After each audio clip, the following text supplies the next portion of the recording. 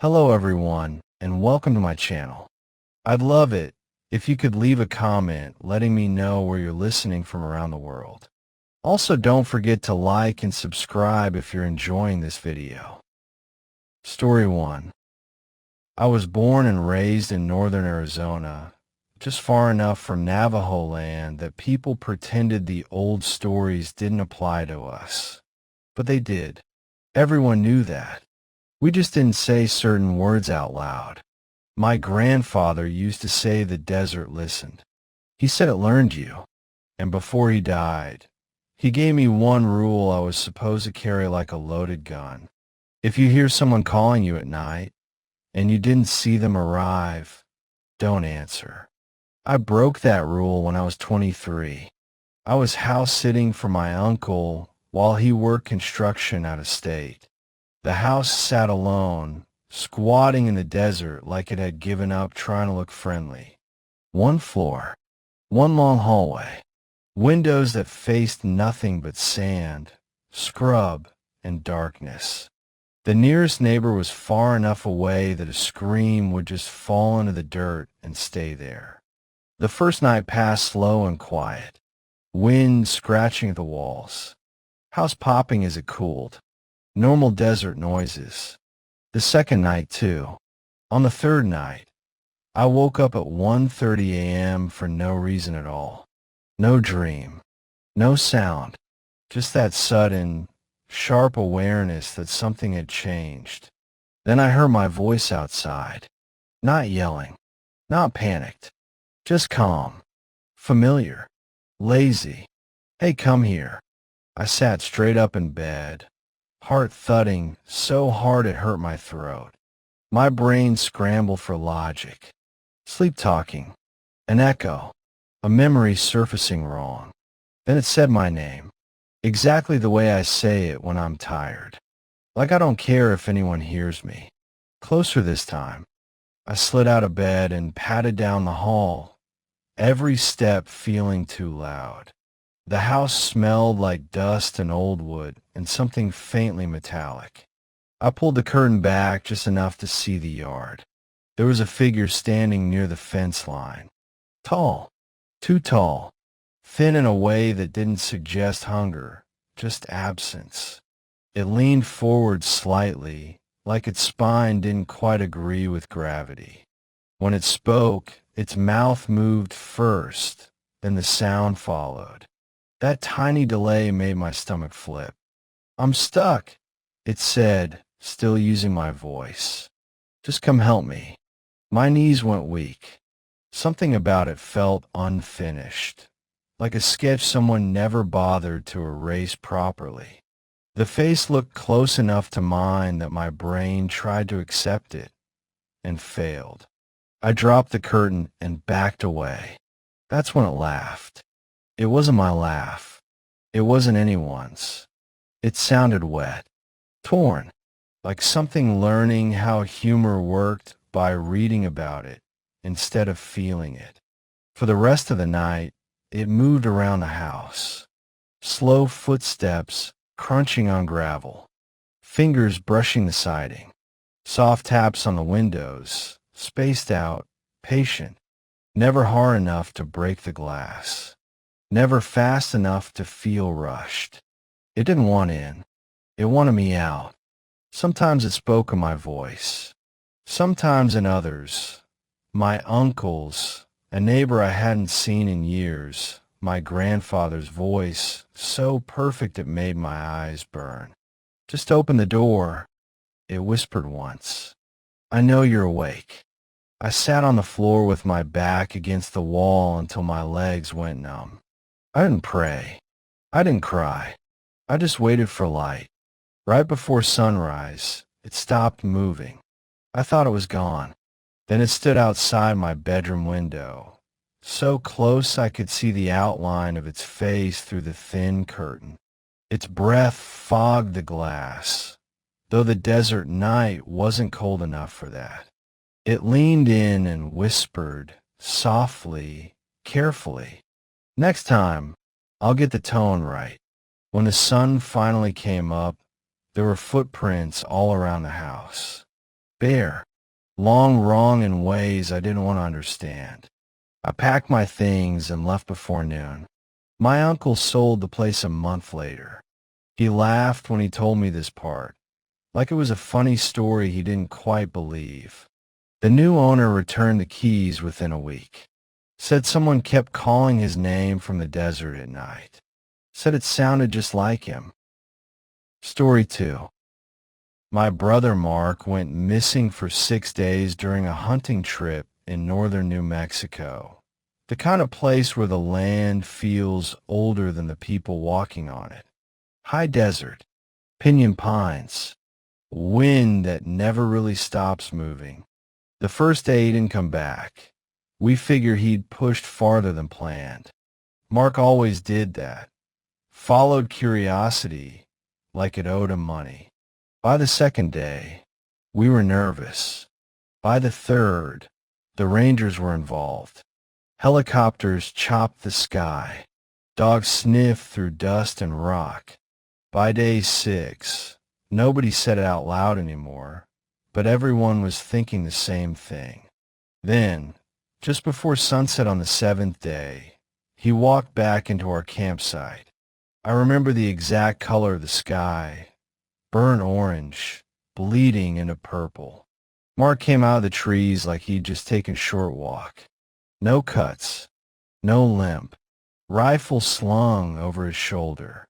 He smiled when he saw us, but he didn't say my name.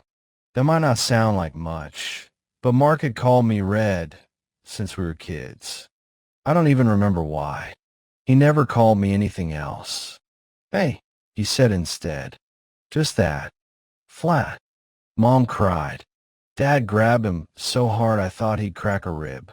Mark hugged back, but stiffly, like he was guessing where his arm should go.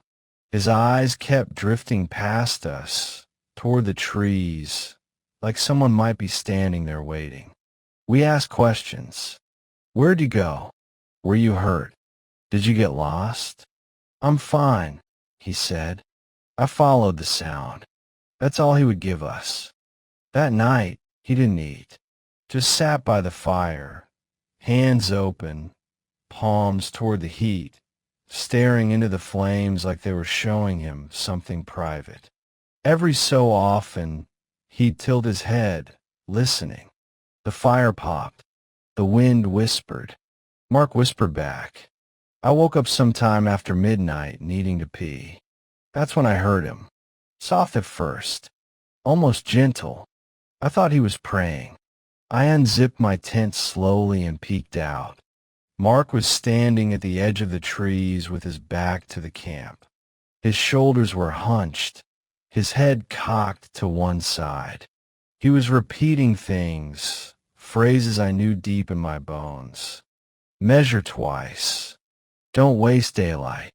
Come closer, baby. Our dad used to say the first two. The last one belonged to our grandmother, dead 10 years now. But the voice wasn't Mark's. It was layered, like several people trying to speak through the same mouth, slightly out of sync. The words overlapped, stretched, bent wrong. I stepped back. A twig snapped under my boot. Mark turned around.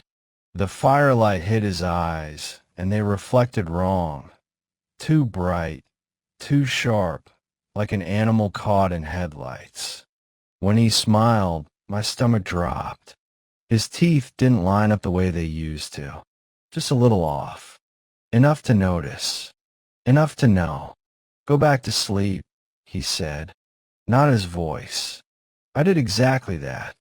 Pulled the zipper closed with shaking hands and stayed awake until morning, staring at the thin fabric between me and the dark. Mark was gone by sunrise, his bedroll untouched. No footprints leading away. No tracks at all. The Rangers asked questions again. We told them he'd wandered off. They searched for 2 days. Found nothing. This time, we didn't push. Something in my father's eyes told me he understood more than he wanted to say. Years passed. We moved. Life tried to be normal. But sometimes, late at night, when the wind moves through the trees just right, I hear Mark outside my house, standing in the dark, calling me. He always uses my nickname now. That's how I know it's not really him. Story 3. People think skinwalkers are tied to one place, like they're fence posts, like they rot if they leave tribal land. That's a comforting lie. I learned the truth when I took a road construction job in southern Utah. Blacktop and gravel, nothing fancy. The crew was small, 6 guys. We lived in temporary trailers parked along a dirt service road that cut through miles of nothing. No towns, no streetlights, no cell signal. At night, the desert didn't just get dark. It got empty, like the world had stepped away for a while. The locals warned us. Not directly. Nobody ever says the word. But they'd look past you when they talked.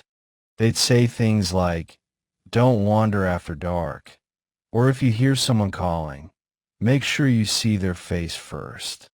We laughed it off. Third week in, I worked late, laying reflective markers along a stretch of road that curved in an open desert. It was past midnight when I finally headed back. Windows down, wind humming, radio dead. That's when I saw it. At first, I thought it was a deer running alongside the truck. Wouldn't have been unusual. But then it stood up straighter. Too straight. It ran on 2 legs, matching my speed without effort. No strain, no heavy breathing, just gliding over the dirt like friction didn't apply to it.